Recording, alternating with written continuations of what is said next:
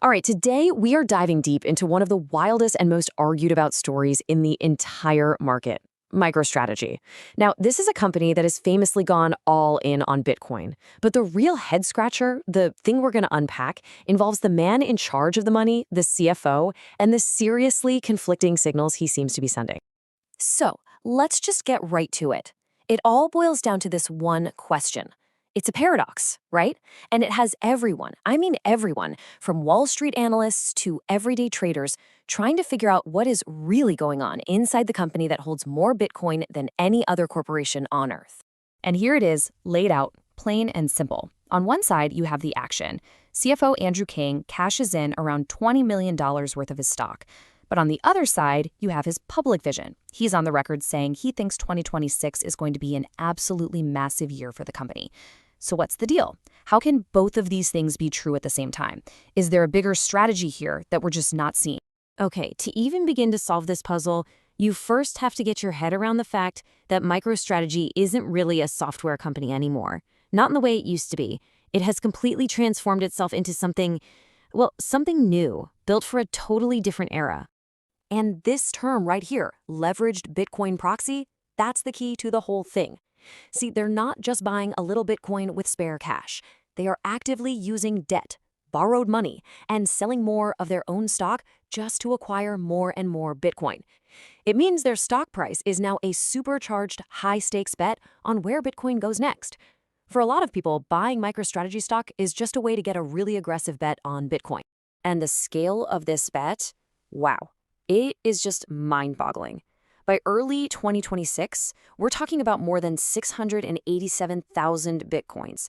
I mean, this isn't some small part of their portfolio. This is the largest corporate stash of Bitcoin anywhere in the world, by a long shot. They are a true whale in this market. And this quote from the executive chairman, Michael Saylor, it just lays it all out there, doesn't it? The focus is crystal clear. It's not about software anymore. It's not about diversifying. The game is accumulation, period. It's a race to see who can stack the most Bitcoin. So you have to ask, a strategy this aggressive needs a nonstop fire hose of cash. How on earth do they keep feeding this Bitcoin buying machine? Let's break down how they pull it off. They basically built this powerful three-part funding engine. First, they sell new shares of their own stock. Second, they borrow huge sums of money using some pretty complex debt deals. And third, they sell these special high-yield stocks. Each one is a different lever they can pull to raise more cash to, you guessed it, buy more Bitcoin. Now, it is absolutely crucial to understand this isn't free money, not even close. Take that stretched preferred stock, for instance. It comes with an 11% annual dividend. That's a huge ongoing payment the company has to make no matter what. It makes their whole financial setup incredibly demanding and really raises the stakes. Okay, but, and this is a big but, when you're playing this kind of high-leverage game, the risks are just enormous. And lately, we've started to see some red flags pop up that have critics seriously asking if this whole thing is even sustainable. And that brings us right back to our CFO, Andrew Kang. Turns out, his $20 million sale wasn't a one-off event. It was part of a bigger pattern of insider selling stock in 2025. Now look, executives sell stock for lots of reasons. But when you see multiple top dogs selling, including a director who sells his entire position, well, that's the kind of thing that makes the market very, very nervous. And then there's this. This is a big one. It's a flat-out contradiction that hits right at the heart of their entire public philosophy. For years, the mantra from Michael Saylor has been simple. You do not sell your Bitcoin. But then you look at a formal legal filing with the SEC, and it tells a totally different story. The company itself admits they might have to sell Bitcoin as early as 2026. And the reasons why are just basic financial reality. They have massive interest payments on $8.2 billion in debt. They have those big ongoing dividends they have to pay out. And, eventually they have to actually pay back the loans themselves. If Bitcoin's price drops, or if they suddenly can't raise more money, selling off their Bitcoin might be the only way to pay the bills. And this is where things could get really scary.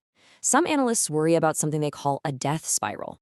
Basically, if the company is forced to sell Bitcoin just to cover its costs, the market sees that as a huge sign of weakness. That could cause the stock price to tank, which puts even more pressure on them to sell more Bitcoin, which makes the stock fall further. You see where this is going. It's a dangerous feedback loop that keeps the skeptics up at night. Which brings us right back to where we started, with CFO Andrew Kang. You see all these risks, all this pressure, so why is he so publicly bullish on 2026? This is where we have to look past the stock sale and try to understand his actual vision for the future.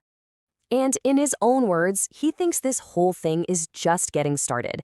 Using that baseball analogy, he's basically saying, hey everyone, calm down, we're just getting warmed up here. From his point of view, the day-to-day chaos isn't the real story. He's got his eyes on a much, much longer game. So, what does he see coming down the pike for 2026? He points to 3 huge potential boosts. First, he's expecting clearer rules from Washington, which would make big money players way more comfortable. Second, he sees the actual plumbing of finance changing, with giant banks finally willing to hold and lend against Bitcoin. And third, he sees a huge wave of new money, especially from places like the Middle East, that's been waiting on the sidelines to jump in. And this right here is maybe the most important piece of context for understanding Andrew Kang. This guy isn't some crypto evangelist who grew up on hype. His entire career was in the trenches of traditional finance, managing risk for a massive $150 billion bank. So when he talks about big institutions getting in, he's not just speculating.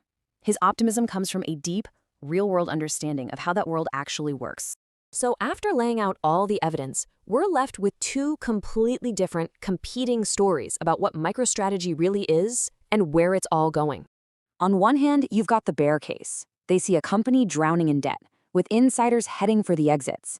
Some critics have even used the term Ponzi-style structure because of how it relies on new money to pay for old promises. But then you've got the bull case. They see a true pioneer with the biggest Bitcoin stack in the game, run by smart finance pros who are perfectly positioned for the next big wave of adoption. For them, it's still just the early innings. So, which is it, a pioneer or a Ponzi? At the end of the day, the answer probably depends almost entirely on one single thing. What happens to the price of Bitcoin? If it goes to the moon, this whole strategy looks absolutely brilliant. If it crashes, that mountain of debt could sink the entire ship. And that leaves us with the ultimate question. What are we actually watching here? Is MicroStrategy writing the first chapter of a revolutionary new playbook for how corporations handle their money? Or is this going to be a cautionary tale of flying too close to the sun that they teach in business schools for decades to come? The stakes are incredibly high, and honestly, only time is going to tell us the answer. So, what do you think?